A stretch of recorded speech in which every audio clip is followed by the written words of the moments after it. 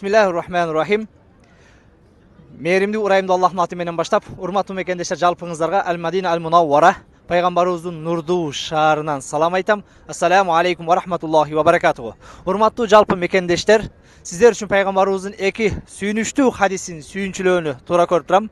Mehrimli Peygamber özünün kutluu hadisinde kimde kim men zara kabri ba'da mamati fekeannama zarani fi hayati. Kimde kim menin kavurumdu men dünyadan ötkөндөн кийин зиярат кыла турган болсо, ал мен тирүү кезимде мени зиярат кылганга барабар дейт.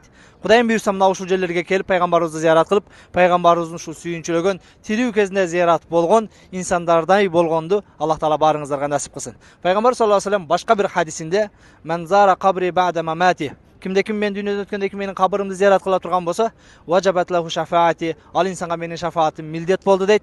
Жараткан Аллах Таала ушул улуу сапар, умра сапарына келип, пайгамбарыбызды зиярат кылып, пайгамбарыбызга болгон зияраттарыбыз кабыл болуп, эртең кыяматта шафааты милдет болгон инсандардан болгонду Аллах Таала баарыңыздарга насип кылсын. Кимде ким умра сапарына келүүнү ниет кылган болсо, биздин келерки умра сапарыбыз Кудайым буйрса 7-март күнү Ош шаарынан учабыз. Аллах Таала жалпыңыздарга ушул жерге келип чогуу ибадат кылып, Пайгамбар саллаллаху алейхи ва салламды зиярат кылып, дуалары кабыл болгон инсандардан болгонго мүмкүнчүлүк берсин. Баарыңыздардан Аллахым ыраазы болсун. Ассаламу алейкум ва рахматуллахи ва баракатуху.